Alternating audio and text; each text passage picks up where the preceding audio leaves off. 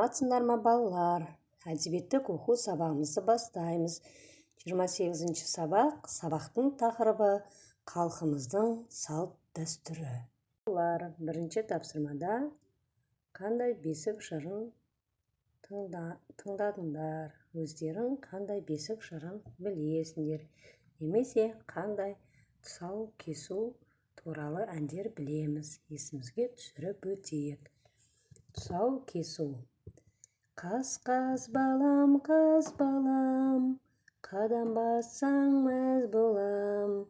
Қаз-қаз балам, тақымыңды жаз балам. Күрмеуіңді шешейін, тұсауыңды кесейін. Қадамыңа қарайық, басқаныңды санайық.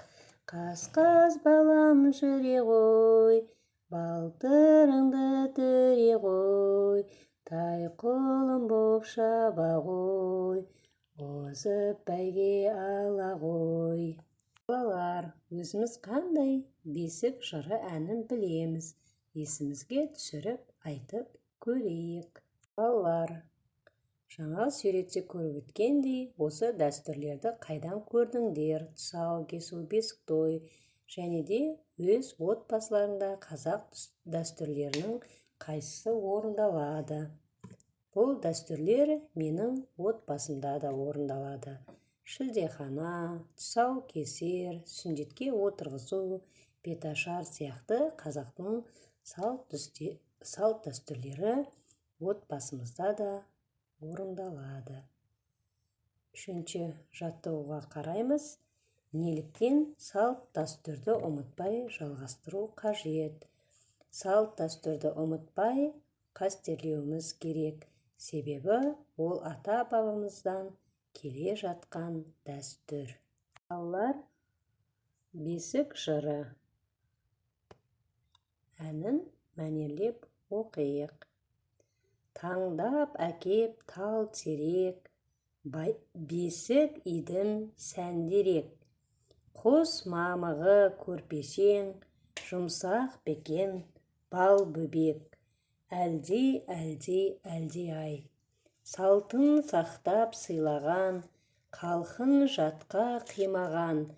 Жарқын жүрер жасқанбай, сен боларсың сыйлы адам.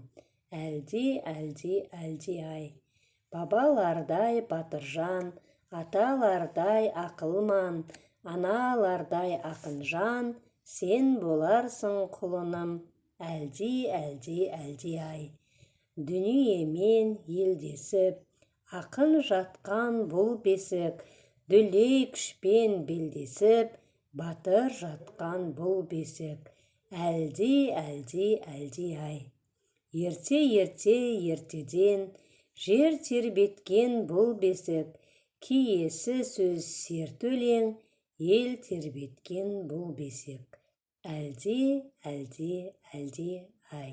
Олар төртінші тапсырмаға қараймыз. Сәбидің бесігі неден жасалған? Барлығымыз білеміз, сәбидің бесігі ағаштан жасалады.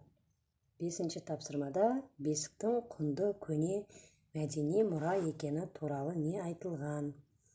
Бесікке салу бұл шілдехана өткеннен кейін баланың әке-шешесі бесік тойын жасайды. Бесік бұл қасиетті, құтты мүлік. Сәбидің алтын ұясы бесік болып есептеледі. Халқымыздың сан ғасырлық тыныс-тіршілігіне байланысты ұлттық тәлім-тәрбиеге қатысты салт дәстүр, әдет-ғұрыптары бар.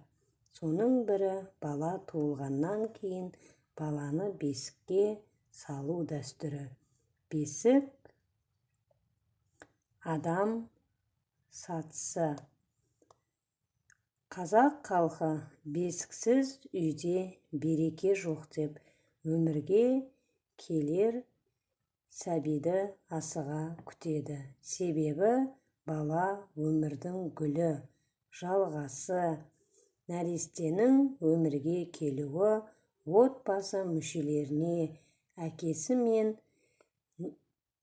ата-анасына, нағашы жұртына үлкен қуаныш әкелген. Жас нәресте өмірге келгенде арнайы адамдар жіберіп сүйінші сұрап қуантқан. Қазақ баласын ағаш бесікке салып баққан.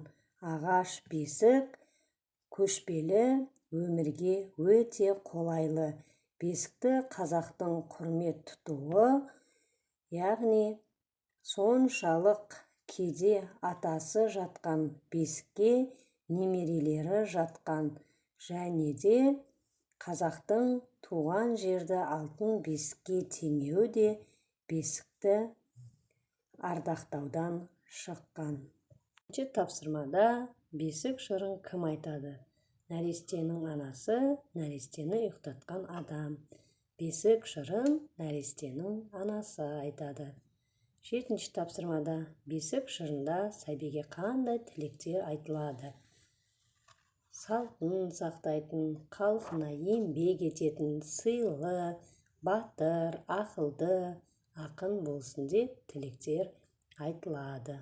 Сегізінші тапсырмада кестеде сөздер берілген. Өзгертіп айт дейді. Не сұрағына жауап беретін кие, қасиетті, ақыл сөздерін өзгертіп айт. Қандай сұрағына жауап берген кезде ол сөздер қалай айтылады? Киелі, қасиетті, ақылды, қандай? 9-шы тапсырмаға қараймыз. Оқып, мұғалімнің көмегімен дұрыс сөйлеу үлгісін анықтаңдар. Нәрестені бесікке бөледі, нәрестені бесікке салды, бесікті тербетті, бесікті сүйретті дейді. Нәрестені бесікке салды, бесікті тербетті. Бұл дұрыс сөйлеу үлгісі.